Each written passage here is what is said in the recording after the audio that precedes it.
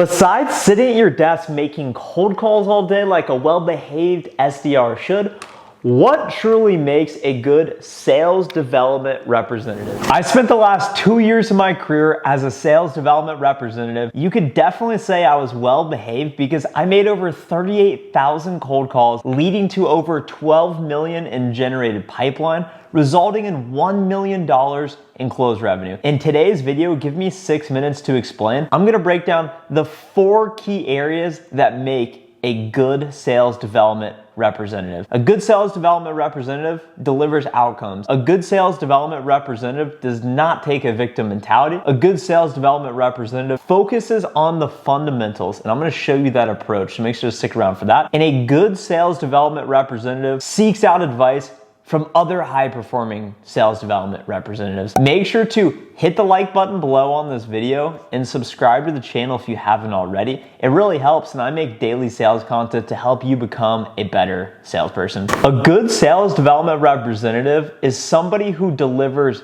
outcomes. Someone who delivers outcomes is someone who hits their quota. Your quota is gonna vary based on organization, but most likely as an SDR, you're gonna have to generate pipeline or generate net new business, set up appointments, set up meetings, book demos, whatever it is. You're gonna have a list of 100 accounts, let's say, 100 companies that you can call into that your account executives that you align to directly work and close the business in. Your job as the SDR is to set meetings and try and generate pipeline, generate prospective people who might buy your product. You gotta cold call, you gotta hit them on LinkedIn, you gotta send them Instagram DMs, whatever it takes for you to set up the meeting. And a positive outcome is hitting your number, hitting your quota. At the end of the month, it's binary.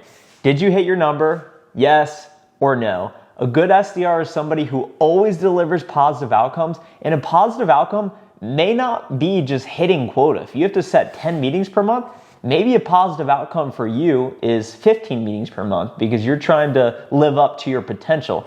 Never undersell your potential and identify what a positive outcome looks like. Being a good sales development representative means you consistently deliver positive outcomes week after week, month after month, quarter after quarter. And it's similar to my role as an account executive. At the end of the quarter, at the end of January, February, March, 3 months, did I hit my quota?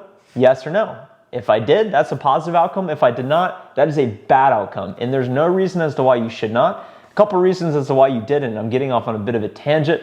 It's because you didn't put in the necessary level of action. You weren't creative enough. You didn't want it bad enough, because if you really want it, you're gonna make it happen. A good sales development representative is someone who never takes a victim mentality. This is something I still struggle from. I think it spurs from having a more fortunate background and upbringing. But when you're used to getting your way and you start to get in a job, a career, when you go to college for the first time, when you start to face adversity and things don't go your way, you're gonna find a lot of reasons as to why they did not go your way. For example, as an SDR, you'll be setting a lot of meetings.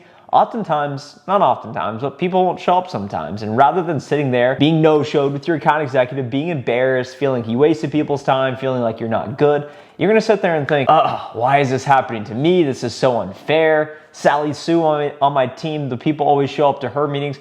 Rather than taking that victim mentality and wasting that time thinking about the things out of your control, spend more time taking responsibility.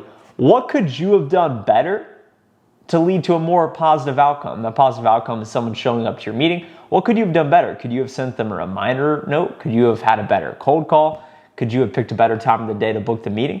Take responsibility for your actions and never feel like a victim. Today, to be quite honest, I had a deal that I lost. I was pretty disappointed. It was a smaller deal I expected to win. I thought I put in a lot of effort. I thought I really made the prospect feel like I care. And they said, hey, Trent, we went with your competitor. I was disappointed. I started thinking of reasons why it wasn't fair.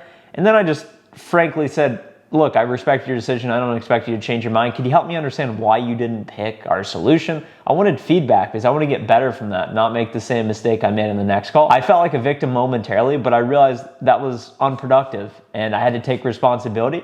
And as a byproduct, I'm going to win the next deal because of that. Never feel like a victim. Take responsibility for everything in your life and control it, even if it's out of your control. A good sales development representative focuses on the fundamentals of sales development. Top funnel activities are prospecting. It's cold calling, it's emailing. And as a part of that, you can track your metrics on how many calls you make, your contact rate, your set rate, your show rate, your conversion rate. Check out this past clip of me explaining it. Now let's get into it, guys, and go into the computer now. Okay, guys, we have now entered the matrix, aka my computer, aka this spreadsheet I just put together that I think is gonna bring you a lot of value. So these are your sales Moneyball metrics, guys. It probably will vary based on company, but these seem to me very industry standard. We're gonna walk through what they mean right now. So the first rate is answer rate. This is the frequency at which the prospect answers your cold call. The next most important metric is your set rate. Of the live conversations that you have, this is the frequency at which you set up a subsequent meeting.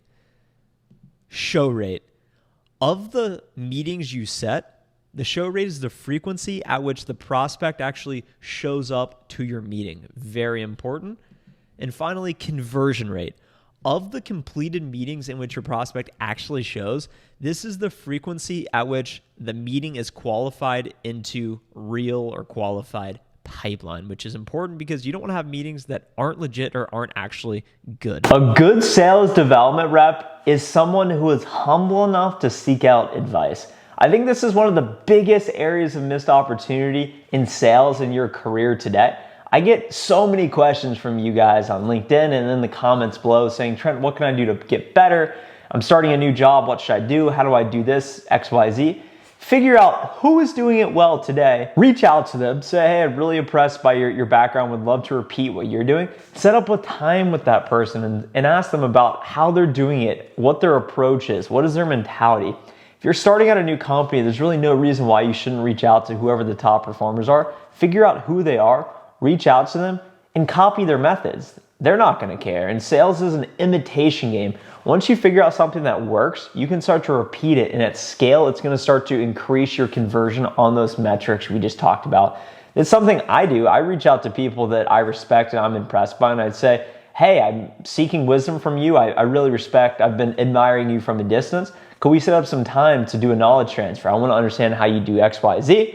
Let's set up time, and it's gonna make them feel good. It's gonna help you in your approach. So even if you are a top performer, reach out to other top performers and figure out what they're doing, and that's only gonna help you in your game. If you're still with me, I hope you got some value from today's video. I love talking about sales. I wanna do everything I can to help you become more successful. My dream for this channel is to reach 10,000 subscribers by the end of the year.